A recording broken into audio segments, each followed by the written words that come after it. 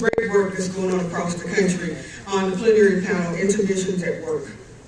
The theme for this panel really is focusing on highlighting programs that have been successful at challenging the health and safety issues and large issues that workers face across the country and workplaces at risk for illness and injury, especially those areas that deal with underserved workers.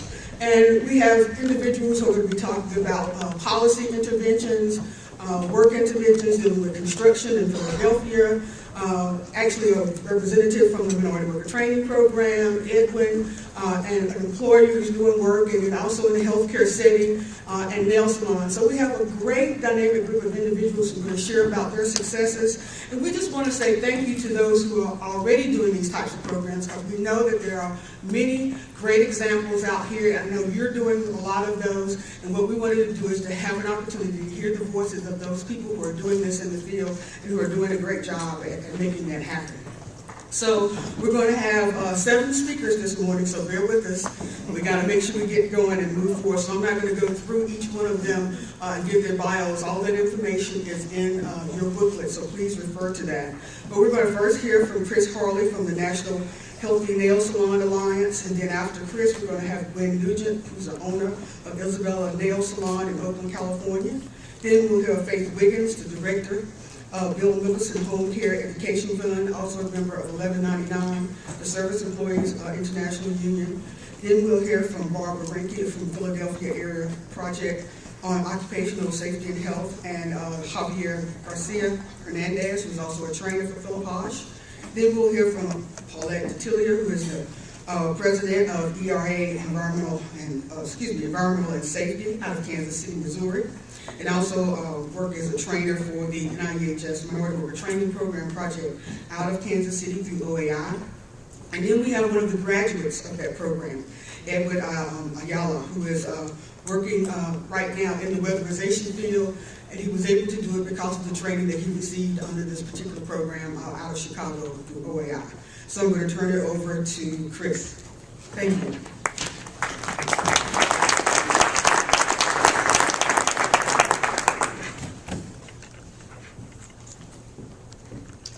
Hi everybody. So first I just want to thank the organizers of this conference. They have done a fabulous job, and especially to Sharon, Sherry Barron, Andrea Steege, and Peter Dooley. So what I'm going to be talking about is the work that the National Healthy Nail and Beauty Salon Alliance has been doing to organize and educate nail salon workers about, oh, it got all fancy, about the health and safety issues that they faced in nail salons. So I'm going to try to move very quickly because I only have 5 minutes.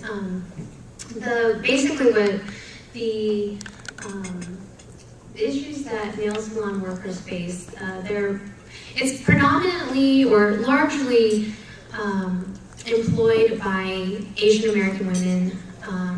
These are immigrant women who have limited English proficiency.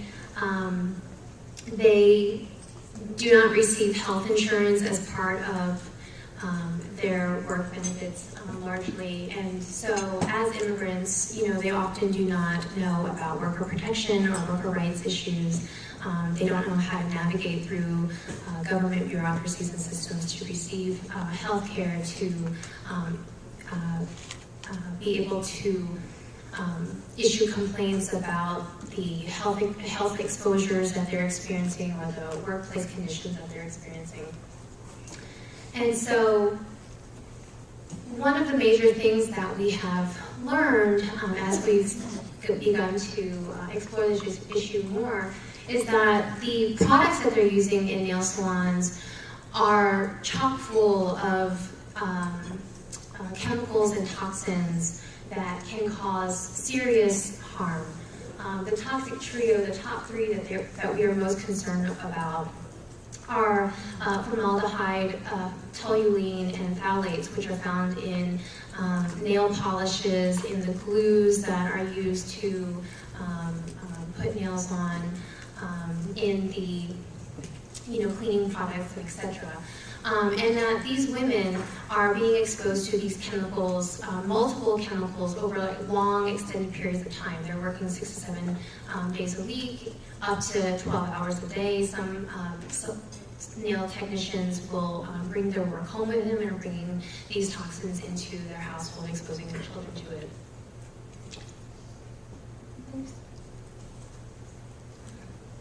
And obviously, being exposed to that level of toxin over such an extended period of time is leading to serious health issues. We've heard stories of women fainting in the workplace, and I think the most heartbreaking stories are of the women who experience miscarriages, have difficulty conceiving, or have infant ramifications because of the exposures to these toxins.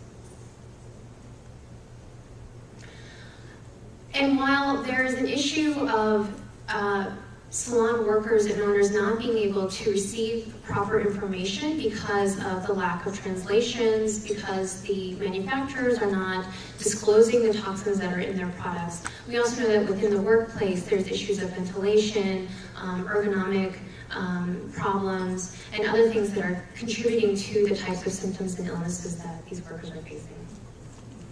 And so as a result, the National Healthy Nail and Beauty Salon Alliance was formed in 2007 by the California Healthy Nail Salon Collaborative, the National Asian Pacific American Women's Forum, and Women's Voices of the Earth.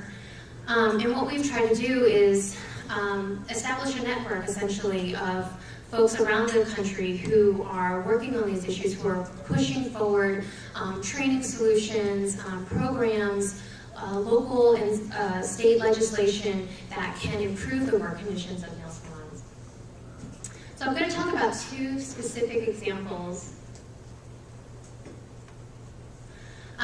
In California, the California Healthy Nail Salon Collaborative recently partnered with the UC Berkeley Labor Occupational Health Program to begin implementing train-the-trainer programs for salon workers that are culturally and linguistically appropriate. And through this training, they have been able to reach, oh no, I have a minute left. So they've been able to do some trainings for workers. There's a new training that they're trying to do for owners, and that includes a effort to help owners insert or implement greening technologies and solutions within their salons so they can provide safer workplaces for their workers, but then also for the consumers that are coming in. I want to talk a little bit about a program that's happening in Washington State, in King County. The local hazardous waste management program has developed a very interesting partnership where they've actually been able to do these kinds of trainings, again, in culturally competent ways, but also to provide financial assistance to salon owners who are trying to make improvements to their workplaces. Can we, I think I don't have time for the video. There's a video on the website that they just released talking about the introduction of ventilation systems and usages within King County. So there's been a research program that they've done in partnership with salon owners in King County, which is really exciting. And I'm sorry, I can't show the video, I'm running out of time. And so what we've tried to do is compile these kind of local efforts to bring this to the national front. So the trainings that are happening in California is actually being looked at as a model for national training programs that the EPA would be able to implement across the country.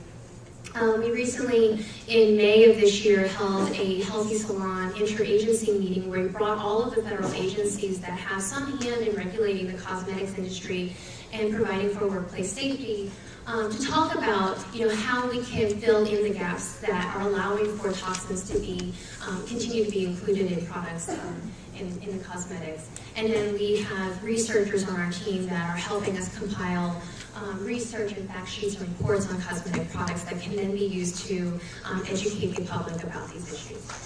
So here are some resources on our websites and my contact information. Thank you.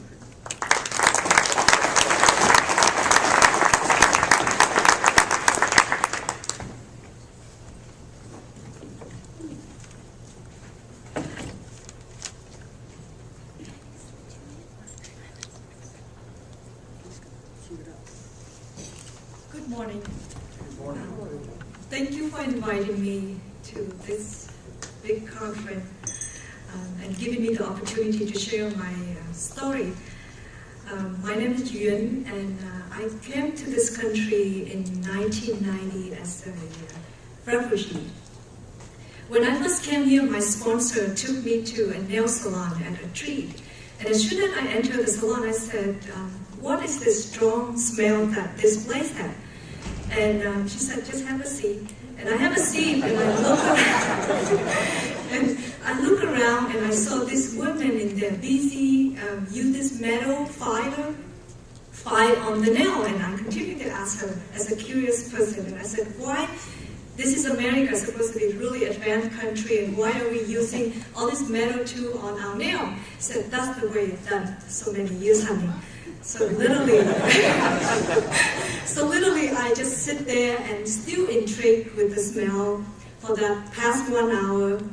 So for the next 20 years, like so many immigrants in this country, I went to school, got my piece of paper in chemistry, worked as an engineer in high-tech for more than 10 years. But still, that thing about getting nails done, relaxation, having a cup of tea, chatting with friends, in the back of my mind. So much proof to my parents that I have done what it calls security. So I aim to create my own salon. Before that, while working as an engineer, I have 2 sisters-in-law. One have been owning the nail salon for more than 17 years, who pregnant and lost her baby 8.5 months. And when she went to the doctor told her literally that you suffocate the fetus. And answered my question. I told her, I'm sure that were all these films that you were working on. And I told her that in high-tech, even when I have to change the vendor from one vendor to the next vendor, we use all this tech, we measure how many parts per million, a part operator. And here in nail salon, all we do is just sit there and inhale that all day long. So I went and researched. I went on the internet, library, research, and I found out that all this toxic chemical that used in nail salon cause all this cancer. And there's only one small line in the government regulation that MMA cannot use. That is back in late 70s because it caused cancer. And since then, there's nothing I have done to it. So here I am. I go against all the mainstream research, and I determined that if I can make a solution that instead of using acetone to remove the nail polish, because if you notice that as all this beautiful lady go to nail salon and you use acetone, it's going to let that white residue on your hand, and it's much drier and it's much tougher. And if the next step is ethyl acetate, which is much less toxic, less film, and lighter. Even you left it, and there's not much residue in there. So bingo, I found my polish removal. And then I went on to the polish, and I said, this OB, this fancy advertised, but none of the OB label had any of the ingredient on the bottle. So I discovered the polish called Zoysia, which is right away, they public on the bottle of no toluene formaldehyde. And then, so I went on, that's how Isabella was born. And I built my own shop from scratch because I choose the ambient, and also I create the way the airflow and the ventilation with my little engineering background to help so that even the client came in, and even at my shop at full capacity, is still not much smell to it. So the experience that I create, and it's also healthy for the worker and the client as well. And I work with the California Healthy Nail Salon Collaborative on this. When I opened the salon, this was a perfect time, I opened in March 2008. Every news you turn on is the market crash, recession happened. 7 months after I opened, and I did, have no business background, I didn't anticipate that there's a local newspaper want to profile my salon. So after that weekend, there's a line outdoor, and I didn't know what to do with it. So I went out and I told them, please be patient with it because I don't have enough worker to have it. So from there on, the business took off without any, marketing expert. So the client does it for me. And right now, we grow at the pace about 25 to 30% per year. And going forward, I continue to use Isabella as a pilot tool. There is the California Women Comp report on my website, compared with the film that regulate Cal OSHA and what is in my shop is very minimal. By just cut off on this product alone. And also another trick and challenge for being a green nail salon is because most of my product use especially the polish removal I use. So usually I pay the premium for that, but when the vendor provided, they provide quote unquote imitate product to that. So I constantly have to train my staff to read the label, make sure the content inside there is the right product. And so thank you very much for giving me the opportunity to share this. And hopefully there's so many other green nail salons out there.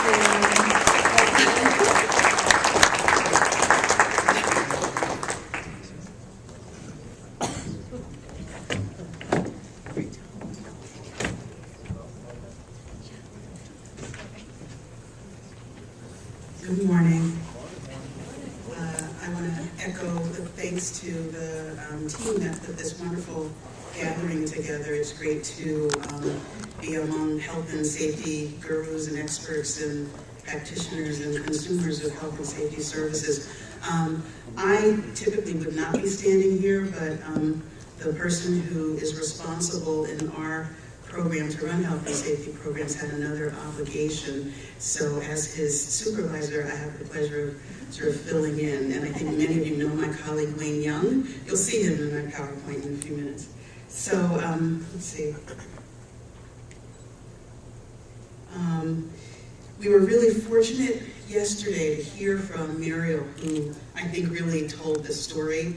And then also in the white paper on training, I felt like I was getting a report card on how well or not well we're doing as a program providing services to home care workers who in New York City really keep many people in their jobs, providing a critical service by being able to provide day-to-day assistance with living to people who can't do it themselves. Home care is the fastest growing occupation in New York City, and it's the largest single title of workers in New York City. It's estimated that by 2016, home care and personal care aid jobs will grow combined by 70%. So it's an area of work that we really need to pay a lot of attention to. There are a lot of people who are doing these jobs.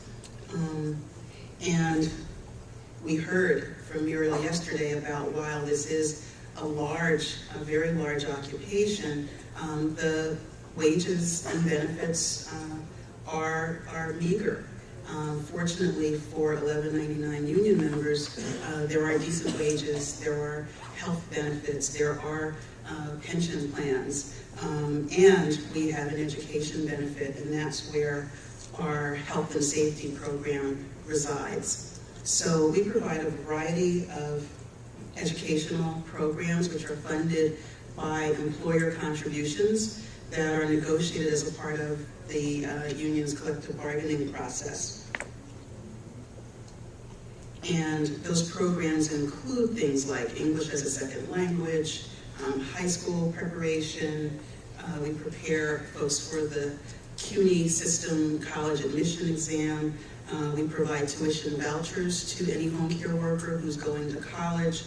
And just to give you the perspective of our core education program, adult education program, on any given weekday or weekend. We have over 50 classes running throughout the 5 boroughs of New York City, so we're pretty busy. Among our programs is also a citizenship program and a second language program where people who want to learn languages so that they can be providers of more culturally competent care. We also train English speakers to learn Spanish, Russian, and Chinese.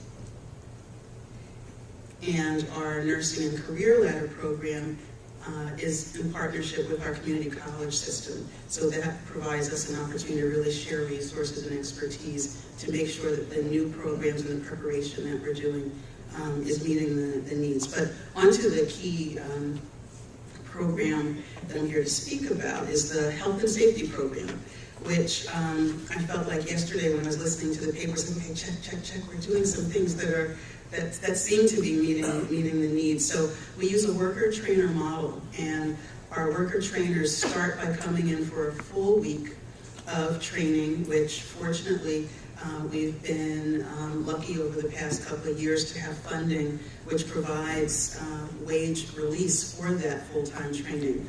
And then we bring our trainers back at least every 4 or 5 months for refresher trainings, because we need to make sure that everyone's really on top of what they're doing. And the training takes place in a peer model. 2 home care workers are paired together, and they go out to our employer sites or to the classrooms that we use around the city and provide training in pairs so that one person can focus on some of the administrative tasks related to the training while someone else is up speaking and running, facilitating the training. Our trainers speak the languages of the workers. Home care is a largely immigrant workforce, so we have Russian, Chinese, Spanish, and we're trying to grow our Creole and West African home care worker trainer pool. The topics include some of the things that are covered as a part of the introductory training to become a home care worker, but unfortunately the state requires just an hour and a half of training for someone to do a home care job in New York State, which we know is inadequate. So we offer these training modules in 2 to 3 hour courses.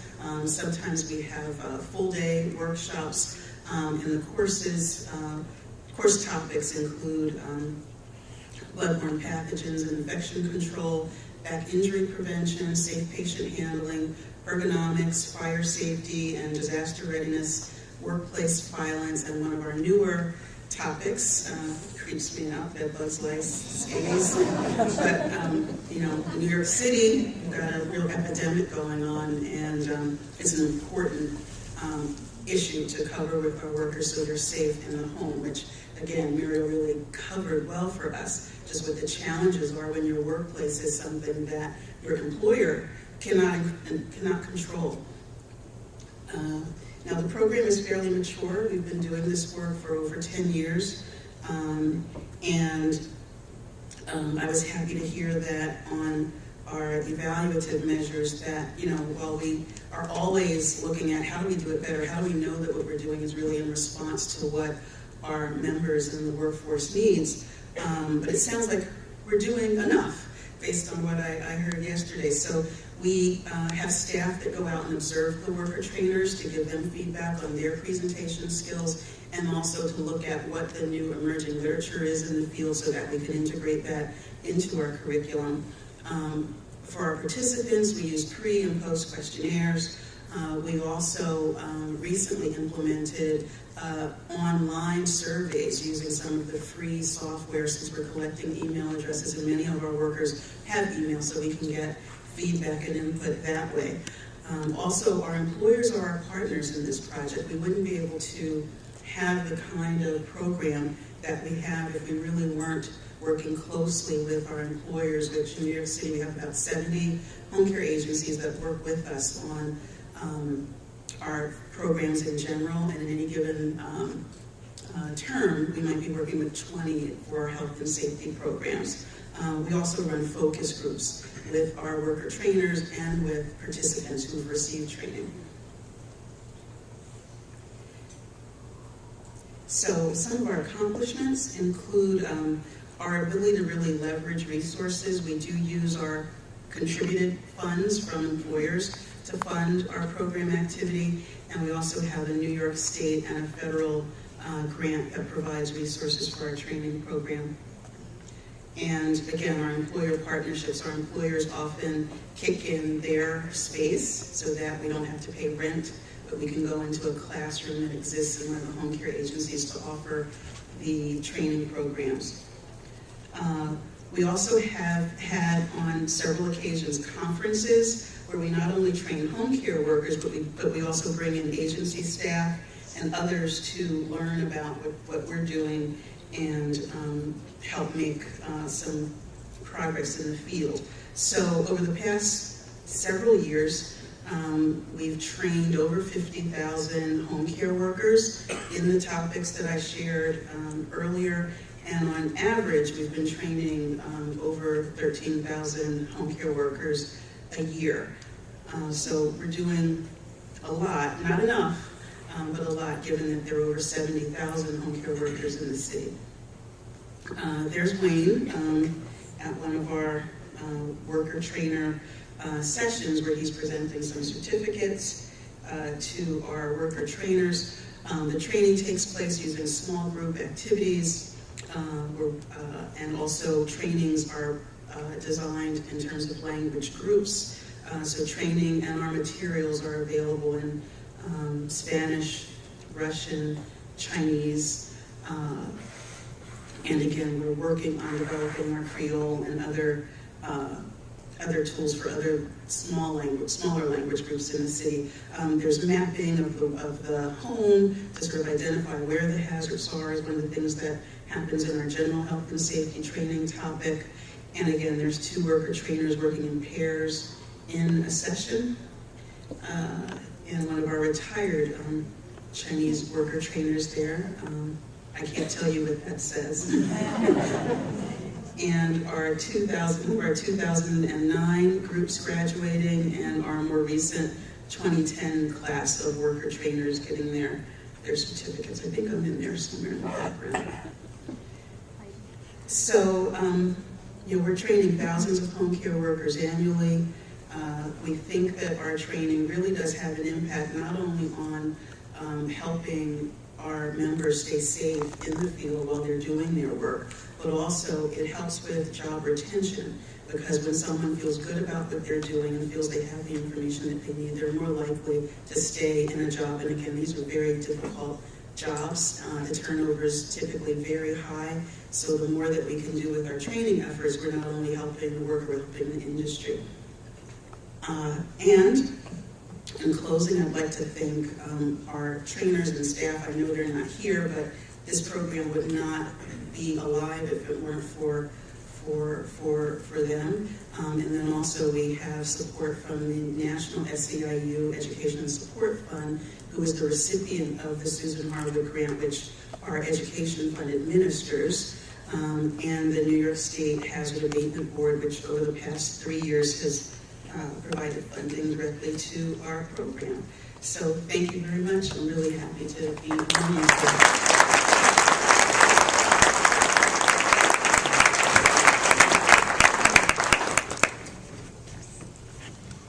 Good morning.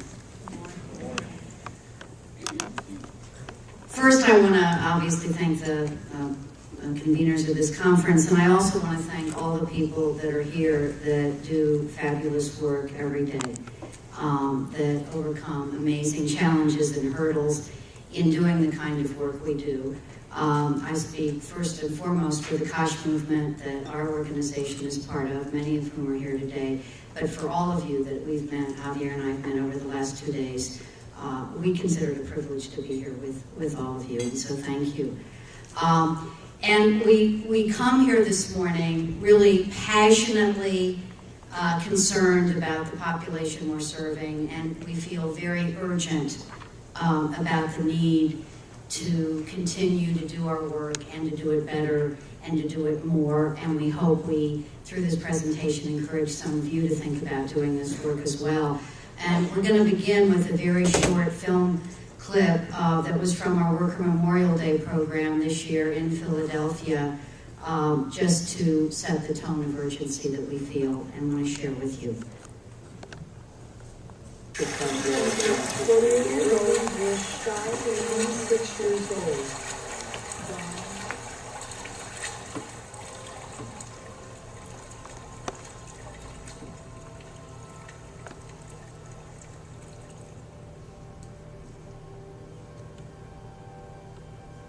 In the United States, we lose about 4,000 to 5,000 workers every year on the job, work-related deaths. About 12 deaths a day.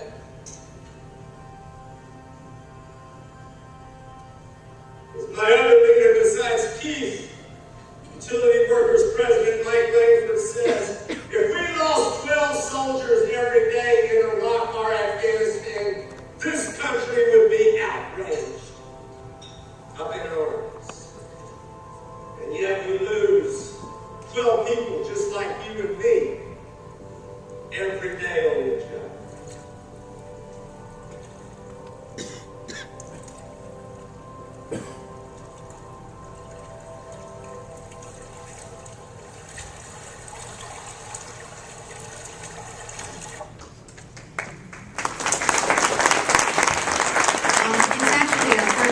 Video. You can find it on YouTube, and if you have time, we ask you to look at it. We think it'll move you.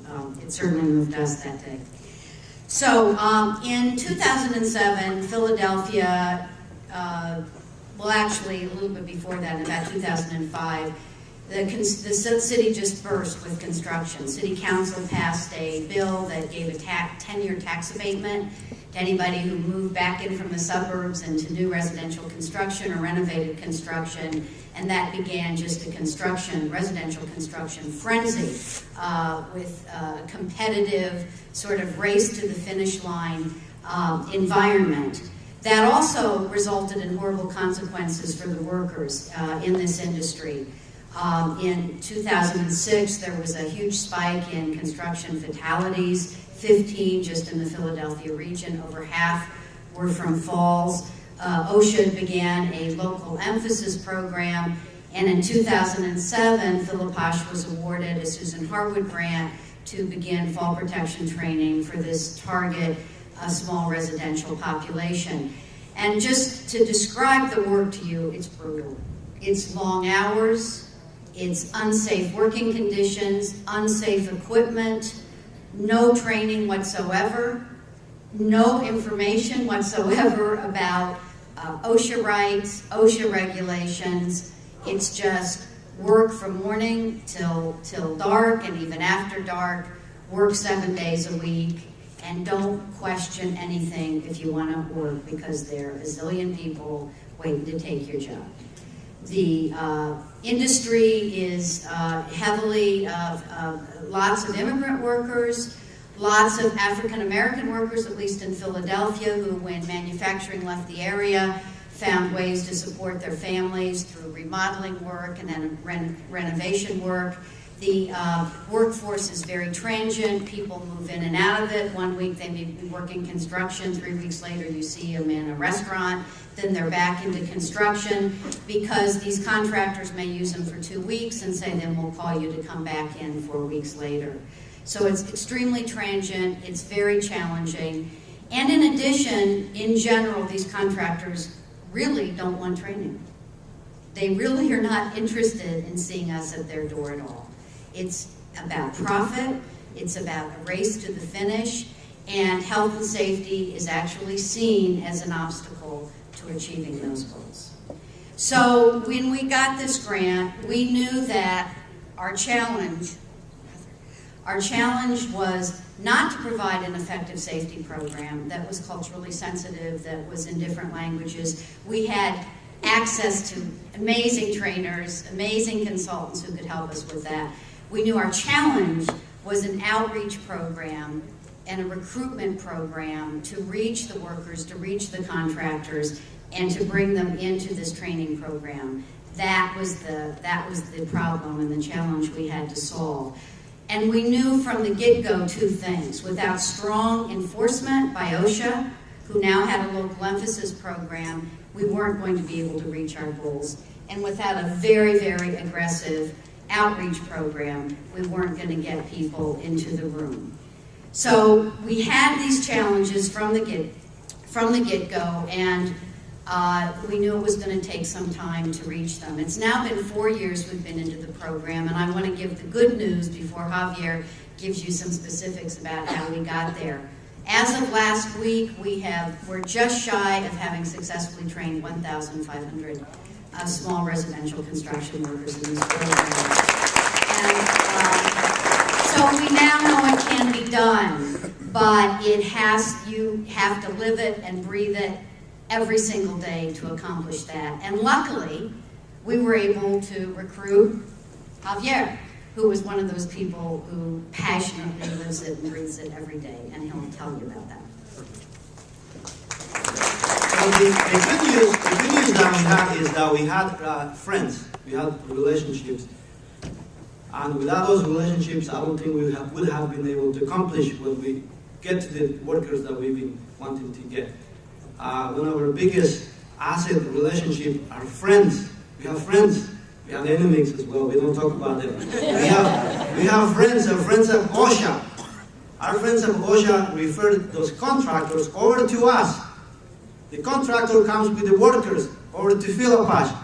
We get to the workers, we get to the contractor through their referrals. Those workers leave Philippash, they become part of our friends. So we bring more friends. Our friendship, our network grows as we get these contractors and workers. And through that, together, we're making those calls. Those workers, if they don't feel comfortable calling OSHA, they'll call Philippash, and we can make those calls. A lot of these workers are calling OSHA themselves. And we get the great news from our friends from OSHA. Hey, we just had a guy call from your office. Great. Another network we have, a lot of these workers don't only come with safety and health issues. They come with wage issues. Wage and hour is one of our biggest fights as well. Friends, we don't neglect, we don't turn those calls down. Any call, come to us with any issue, we'll figure out a way to direct you, take you to the right person. We made friends at wage and hour, right? We take these friends, these workers over to wage and hour, and then we recruit those friends, those workers over to come down to our office and take a training. If they don't come to our office, we go to them, right? We have made friends at the school district. The school district is calling us. Twice a month, we go over and do trainings at the school district. We don't get the construction workers, but we get the wives and we get the children. And that is working for us. The wife takes it up to their husbands to bring the news. They have rights, right? Another friend, Carmen Guerrero. I'm going to mention Carmen Guerrero. She has become part of my family. She's an activist in Philadelphia, and she became part of my family because of the work she does. And now she's calling me, Javier, I'm going to cook some tamales, I'm going to make tacos, come over. And while we do that, I want you to do a training. But there is a reason behind that. There is the need. She's calling me with a dire need that our friends, our workers are being exposed to safety and health issues. And she cares, and I care. And when she calls me, I'll go. And that's one way we're getting to workers, through our relationships. Friends, we have a lot of work ahead of ourselves, right? But how are we going to get there? By creating this network. We go to churches, we go to the Mexican consulate, we go anywhere we can possibly get. Uncles, grandmothers, wives, children, we need to get to everyone, right? We heard it yesterday. We have to stop looking the other way if we want to win this fight, right? I see it as a little cat fighting the tiger. But if we collect, we come together, we can take the tiger down. Thank you very much.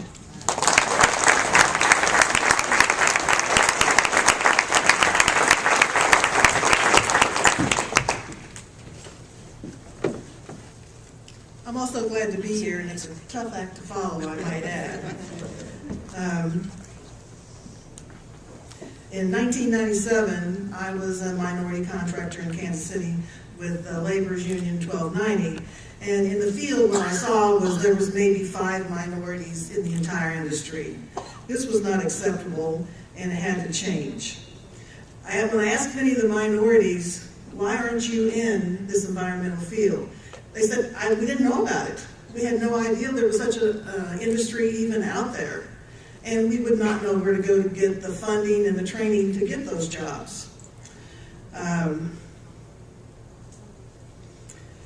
Luckily for us, through an association with Sharon Beard, the National Institute of Environmental Health Sciences, Tippy Reed with OAI Inc., which is a not-for-profit out of Chicago, we were allowed to collaborate with them and have the Brownfield Minority Worker Training Program in Kansas City, which was greatly needed.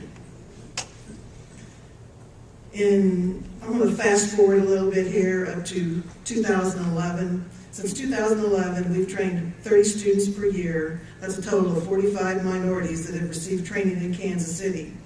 Graduates receive apprenticeships in Local 1290, who supported us, which is the laborers union, Local 27, heat and frost, pipe fitters, boiler makers, hygienists, health and safety professionals, and business owners who are former graduates that come back and give back to other graduates job opportunities. This makes me proud, and I thank Sharon from NIEHS for all the Kansas City graduates. But most important is that graduates have built a pyramid with their safety education. This pyramid starts with them as educators for their families, their friends, their neighbors, their co-workers, who many have had limited environmental training and maybe not even in their native language. So let's do the math. One graduate, let's take the assumption that graduate has a wife and 2 children. That's 4. 10 family members.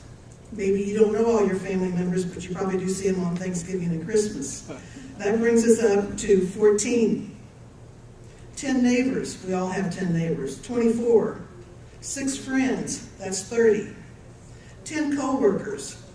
Remember, our graduates have 60% more training than the average worker on an environmental construction site.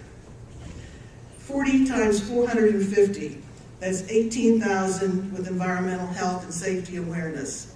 And I think that's a pretty good return on your money. Now, Sharon, they all thank you. It is only awareness, but it comes a pyramid that continues to grow. As a wise person once said, knowledge is a gift to be given away, and no matter how many times you give it away, you still have it to give away again.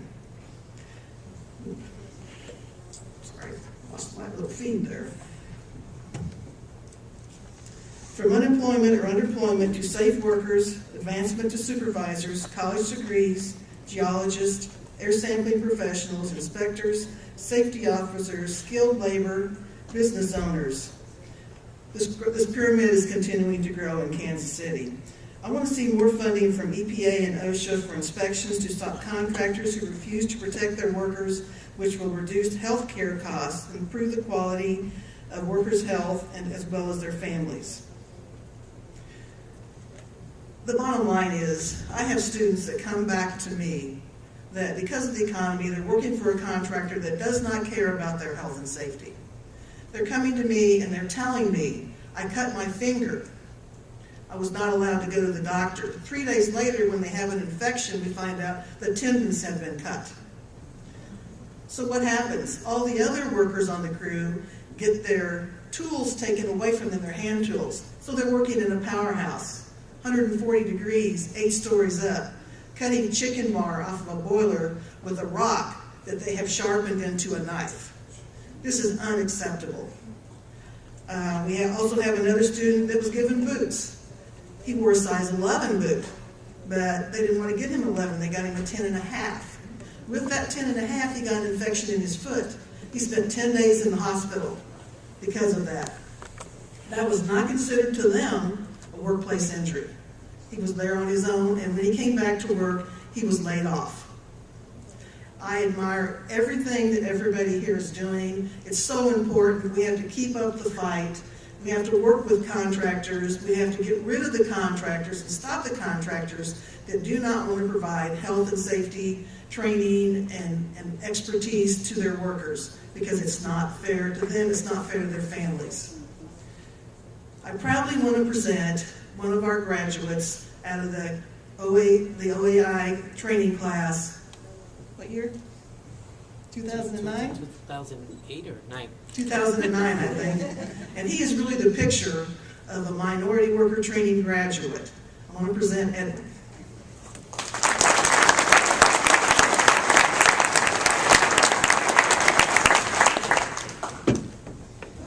Good morning, everyone. I want to thank you for being here and for the opportunity to be here with other fascinating presenters that are making a major impact in their communities.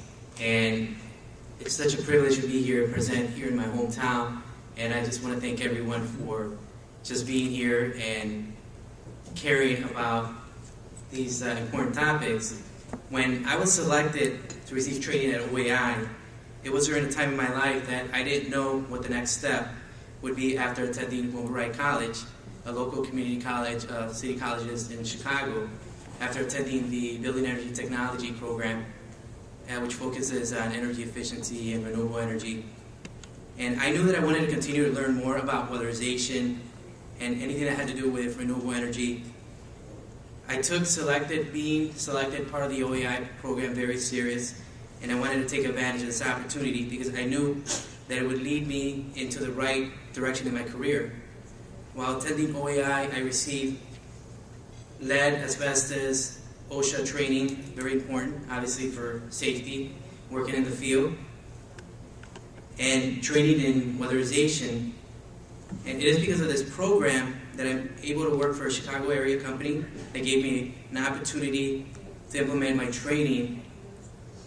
I already knew that the risk of being exposed to lead, asbestos, and obviously the other safety hazards that you encounter during a work site, on every job site, and I knew that it was really important to be aware.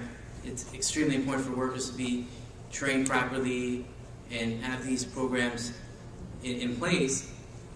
Environmental safety and awareness is vital for workers, especially that are retrofitting existing homes.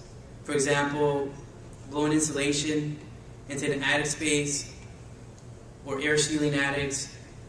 I made it a point to wear my respirator, my protective respirator. It's important to wear your respirator at all times, especially when you're working in crawl spaces and attic spaces, especially unconditioned spaces. There's particles in these attic spaces that you're probably not aware of. For example, vermiculite and other particles that will damage your lungs or your respiratory system. And some of these attic spaces haven't even been visited since maybe the building was constructed. So it's really important to protect yourself, and I was able to receive the proper training at OAI. So I'm thankful for having this proper training through OAI and IEHS and everyone that was involved in the process, so that I could properly protect myself, my family, and my family has been very, very supportive through this whole process as far as being in the environmental field. So after working in the weatherization field and gaining hands-on experience, I continued my education by taking classes at the MREA, Midwest Renewable Energy Association in northern Wisconsin. For the solar thermal, I wanted to explore the renewable energy and get into doing solar thermal energy. And after taking intermediate and beginning classes, I was ready to take a lead advancement placement class, which allows you to actually get on the roof, practice some of the safety OSHA regulations, making sure you're strapped on, having your protective gear, and it was really important to have that. And during that installation, it consisted of installing 3 solar hot water domestic systems in the Appleton region of Wisconsin. And before starting any type of work, it was required to go over basic safety procedures of OSHA and learn basically the same training that I received at OAI, which was very beneficial, so that we can apply them on job sites. So providing adequate training to individuals is important to pursue a career, especially in retrofitting existing homes, or whether it's renewable energy. So being here is just a privilege. I'm excited to inform you that I found a career in the environmental field, which allows me to apply these skills. It's important for these types of programs and classes to continue to exist, to give individuals as myself as an opportunity to succeed. So I just want to thank you for the opportunity to be here, and extremely important to use these skills. And everyone here, we're on the same page, so it's really exciting to be here. Thank you very much. Great meeting.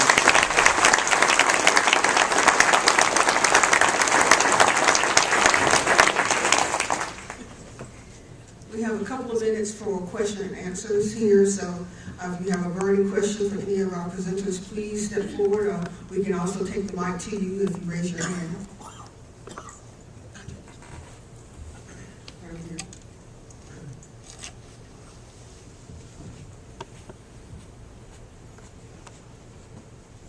Good morning.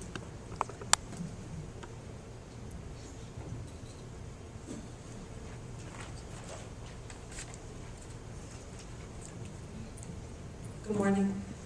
These were really wonderful presentations, and this is a question maybe for anybody that can answer it. One thing that I've observed from your work and from work of people that I work with here in Chicago is that the people from the communities that all of you are serving that become trainers have a lot of qualities of community health workers. They do specific training. We all do specific training, and we observe all kinds of ways that empowerment becomes apparent in the worker leaders or the community health workers or the promotores de salud that are taking on these tasks. And a lot of this looks like community health workers to me, in the general health disparities sense of the term community health workers. The people come from the groups they serve, they have leadership qualities, they're highly respected by the people that they're training. They advise on health and safety in our scenario, but a lot of them go on to get involved with other kinds of health issues in their communities and referring people for health care, or providing first aid and that sort of stuff. Under the Affordable Care Act, community health workers are going to have a very big and defined role. They now have a DOL, Department of Labor definition and a code, and there's a lot of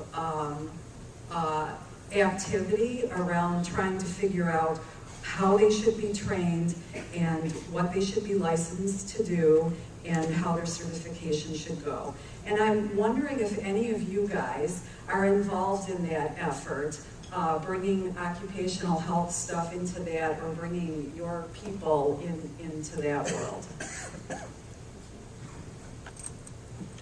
Thank you for that question. I'll just answer briefly. I think that yesterday during our small group discussions, we were talking about this kind of issue of how do you do these trainings and really bring in all the community partners that should be at the table. And definitely the way that the nail salon project really first came to light in California was because of Vietnamese nail salon workers that were going to the Asian health services in the Bay Area to complain about these health conditions that they were experiencing. And so, recognizing and starting to compile all of this information is where the connection was being made between the types of miscarriages and respiratory ailments that were being experienced by nail salon workers, and drawing that back to the workplace. And so that is where this initiative actually got launched.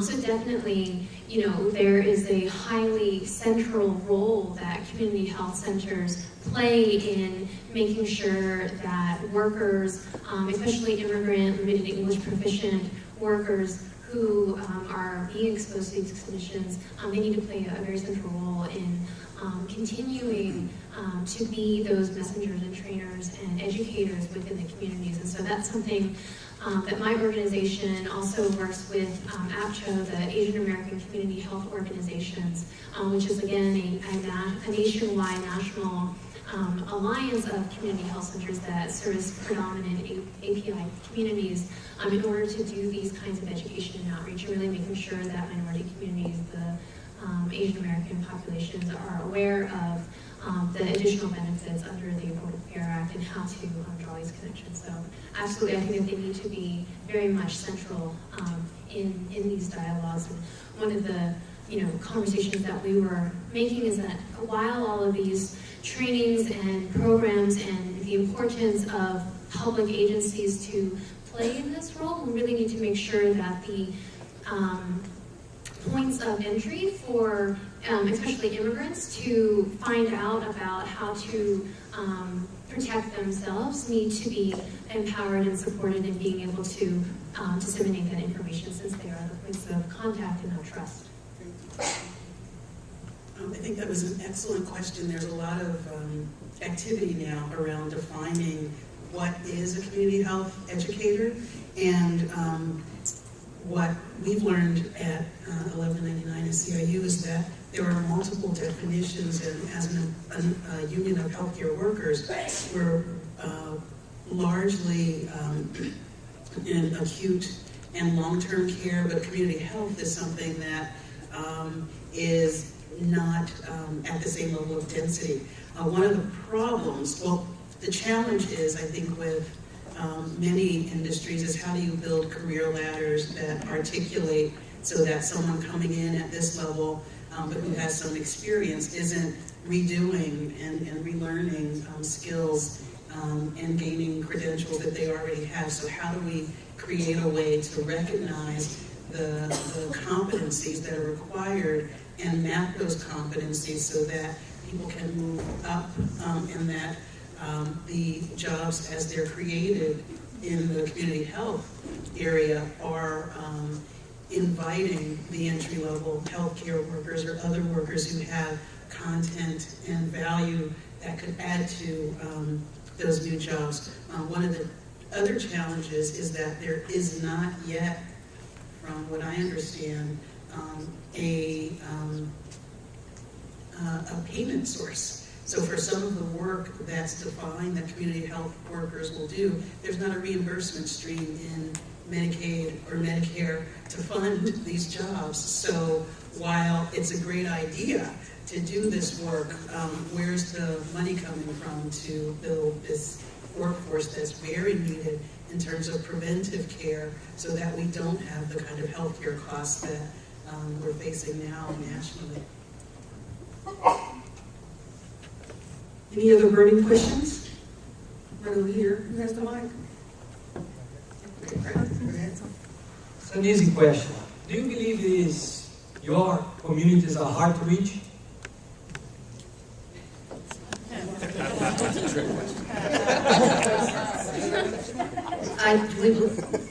Well, we live in the community, so we're right next to them. The trick is to how to engage them to be concerned enough about their health and safety to want to participate in our program. And so that was the approach we took. Was they were right under our nose. They were right in our community, but it's how to make the links to their presence in the community. And I just want to also add one other reason. The contractors, we make a distinction between the contractors and the workers. Because the contractors have the power on these job sites to buy correct scaffolding. The workers, when we train them, don't have the power to make those changes. So we felt to be successful, we not only had to do the community outreach, but we had to get the contractors at the table. And that's where, when Javier referred to this alliance, this unique partnership we have with OSHA, I mean, think about it.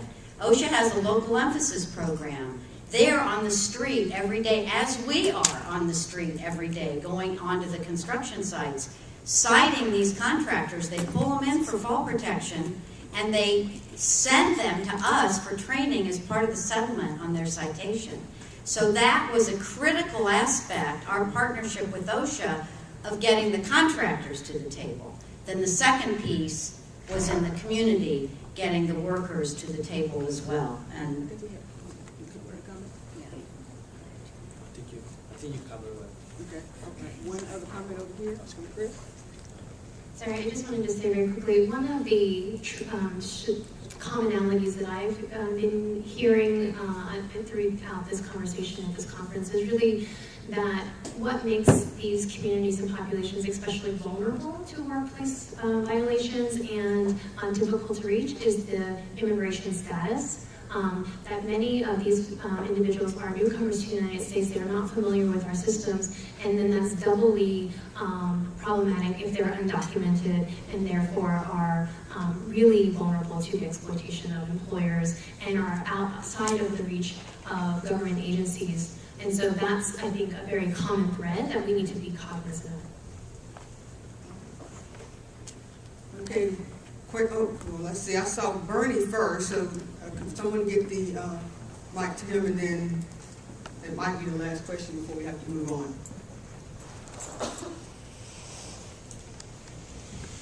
Hi, thanks for all the panelists. It's energizing. I get to go home feeling good finally after hearing your stories instead of having remorse and bad feelings. So thank you.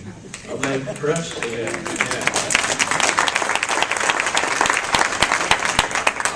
my sort of question and comment is kind of directed at the salon folks, and this is maybe a piece of awareness from my end. One of the ways that we can help eliminate or at least reduce disparities is through sound regulation. And right now in the state of New Hampshire, there's a bill on the House floor to take away any requirement for salons of any kind to have licenses.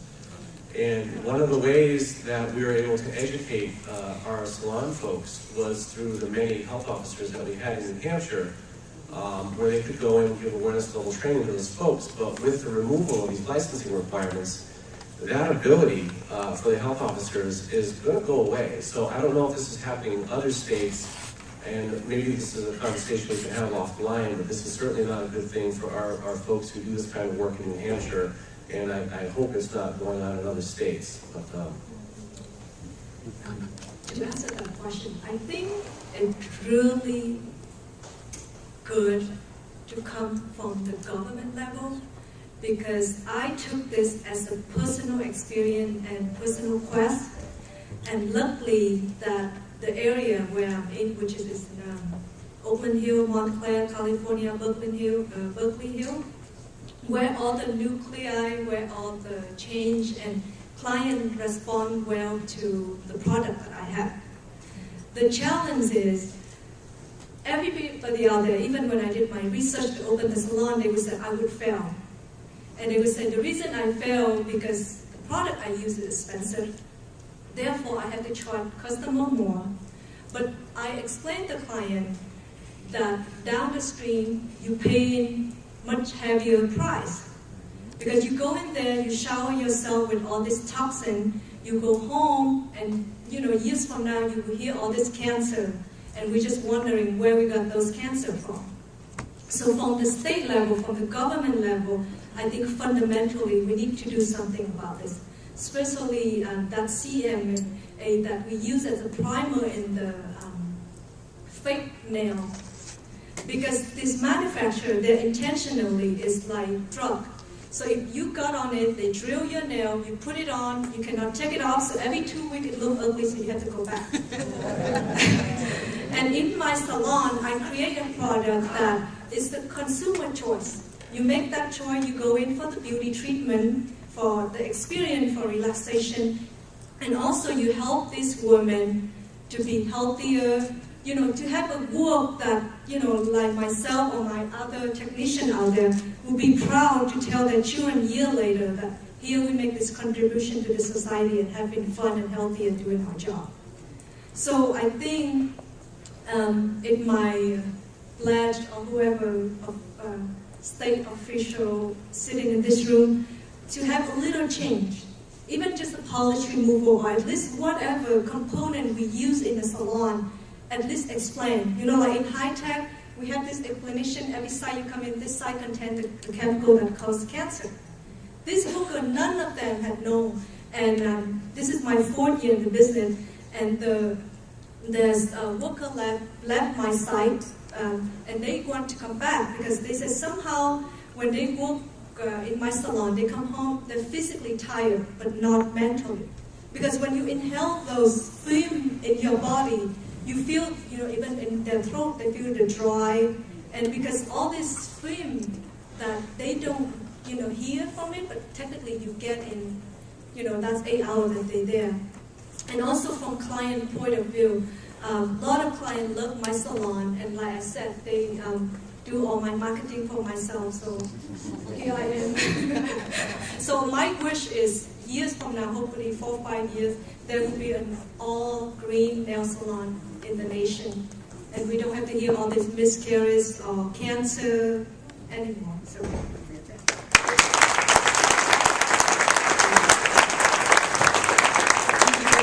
We don't have any more time for questions, but the speakers will be up here front, so if you want to ask them any additional questions, please come up and do so. I wanted to do a couple of announcements and then get us ready for our breakout sessions. The first announcement is